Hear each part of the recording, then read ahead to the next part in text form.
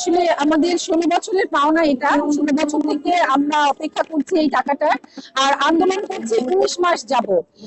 আমাদের এর আগে ফ্যাসিস্ট সরকার এবং তারপরে অন্তর্বর্তীকালীন সরকার কোনো আমলে আমরা হচ্ছে এই দাবি আদায়ের জন্য দাঁড়াতে পারিনি। শেখ হাসিনার আমলে তো প্রশ্নই ছিল না, কারণ গ্রামীণ ফোন শেখ হাসিনারই আসলে মদতপুষ্ট একটা প্রতিষ্ঠান বলতে পারি, কারণ ওদের যা কিছু কাজ সব শেখ হাসিনার মানে আওয়ামী লীগের তত্ত্বাবধানে ওরা করেছে। পরবর্তী যখন অন্তর্বর্তীকালীন সরকার আসে, ডক্টর ইউনূসের সরকার, তখন আমরা তার থেকে কোনো সাপোর্ট পাইনি। ডক্টর ইউনূস সবসময় বলেন যে উনি শ্রমিকের প্রতি শ্রদ্ধাশীল এবং শ্রমিকের প্রতি নমনীয়, কিন্তু আমাদের প্রতি ওনারা নমনীয় হন নাই। বঞ্চিত শ্রমিকদের নিয়ে ওনারা ইভেন কোনো কথাই বলেন নাই ডক্টর ইউনূস।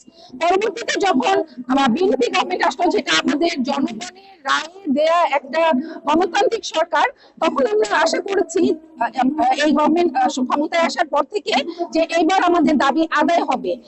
আর যেটা ব্যাপার যে আমাদের টাকাটা না পেলে আমরা কি করব, এই প্রশ্ন উত্তর দেওয়ার আগে আমি আরেকটা প্রশ্ন করতে চাই। আমাদের টাকাটা দিলে গভর্নমেন্ট প্রায় 13,000 টাকা ভ্যাট ট্যাক্স পাবে। তো যখন গভর্নমেন্ট ইকোনমিক ক্রাইসিসে, ফিনান্সিয়াল ক্রাইসিসে ভুগছে, তখন গভর্নমেন্ট কি টাকাটা নিতে চায় না? যদি চায় তাহলে অবশ্যই আমাদের টাকাটা দিতে হবে। এটা ভাইস ভার্সা, যে আমরা টাকা পাবো এবং ওনারা ভ্যাট ট্যাক্স পাবে, সো আমাদের টাকাটা না পাওয়ার কোনো প্রশ্নই আসে না।